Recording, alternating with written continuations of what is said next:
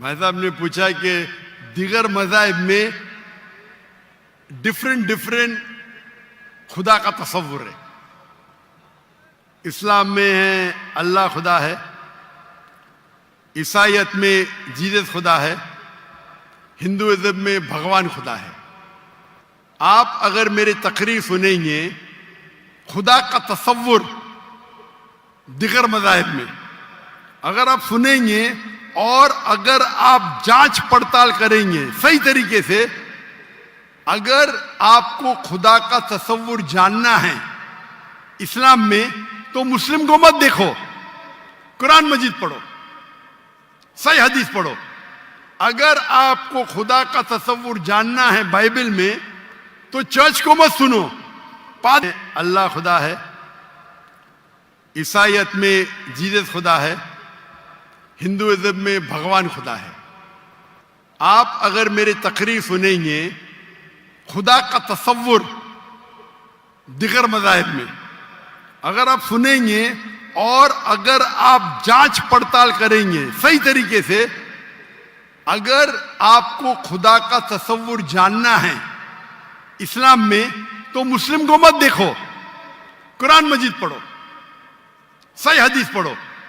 अगर आपको खुदा का तसव्वुर जानना है बाइबल में, तो चर्च को मत सुनो, पादरी को मत सुनो, बाइबल पढ़ो। अगर आप जानना चाहते हैं हिंदू मजहब में खुदा का क्या तसव्वुर है, तो पंडित की बात मत सुनो, आप वेद पढ़ो। खुदा का सही तसव्वुर जानने के लिए उस मजहब की अजीम किताब का मुताला करो, क्योंकि अक्सर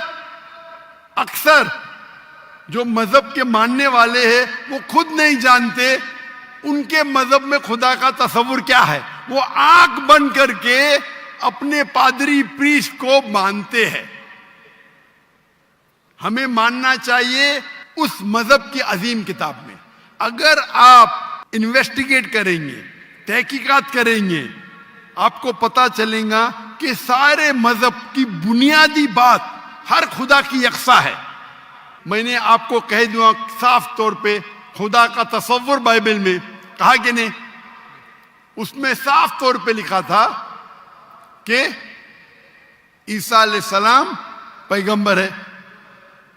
उसके पहले आप आएंगे और अगर जानेंगे कि यहूद तोरा में क्या लिखा है, तो उसमें लिखा है तोरा में book of Isaiah chapter number 43 verse number 11, even I am God and without me there is no savior। मैं खुदा हूं और मेरे अलावा कोई बचाने वाला नहीं है।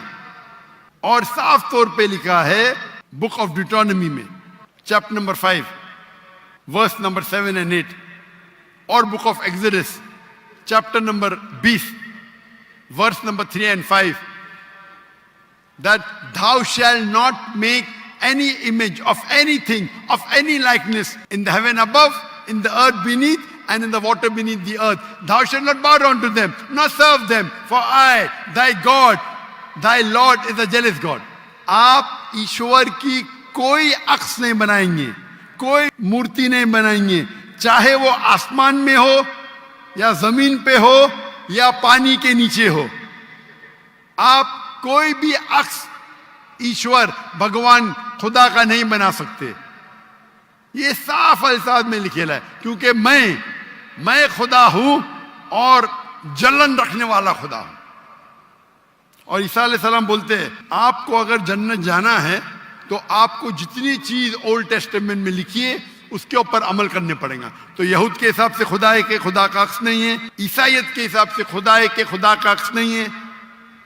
आप हिंदू मजहब की किताब पढ़ेंगे, सबसे ऊंची किताब है वेद और उपनिषद। वेद सबसे ऊंची है, फिर उपनिषद। पुराना आती है श्रुति में, स्मृति में है वेद और उपनिषद। छंदोग्य उपनिषद में लिखेला है चैप्टर नंबर 6 वर्स नंबर 2 मंत्र नंबर 1, नाकस्य कसिज, भगवान एक है, दूसरा नहीं है। और लिखा है श्वेता श्वेतर उपनिषद में चैप्टर नंबर 6 वर्स नंबर 9, नाकस्य कसिज जनिता न चदीपा। उस भगवान के कोई वालिदैन नहीं, ना वालिद है ना वालदा, और उसके कोई बच्चे नहीं। और साफ तौर पे लिखा है श्वेताश्वतर उपनिषद चैप्टर नंबर 4 श्लोक नंबर 19 और यजुर्वेद चैप्टर नंबर 32 श्लोक नंबर 3, न तस्य प्रतिमा अस्ति।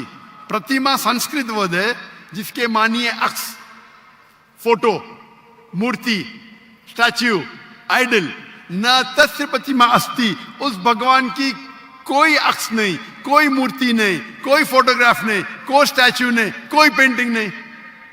और हिंदुइज्म का ब्रह्म सूत्र है एकम ब्रह्म द्वितीया नास्ते, नैना नास्ते किंचन। भगवान एक ही है, दूसरा नहीं है, नहीं है, नहीं है, जरा भी नहीं है। आप कोई भी मुसलमान से पूछेंगे खुदा का तस्वुर क्या है इस्लाम में, सबसे बेहतरीन और मुख्तसर सा जवाब वो दे सकेगा तो है सूरह इखलास, सूरा नंबर 112 आयत नंबर 1 से 4। कुल हो अल्लाह अहद, कहो कि अल्लाह एक है, अल्लाह समद, अल्लाह जो बेनियाज है, लम यलिद वलम यूलद, वो ना किसी को जनता है ना किसी से जना है, वलम यकुल लहु कुफुवन अहद, उसके जैसा कोई नहीं है। अगर आप तहकीक करेंगे तो लगभग ये सारे मानी यकसा है,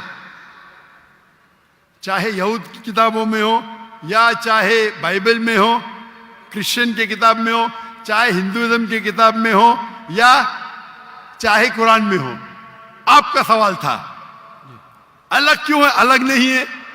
भगवान क्यों ने आके, खुदा क्यों ने खुदा के बताते, खुदा को आने की जरूरत ही नहीं, खुदा पैगंबर भेजते हैं।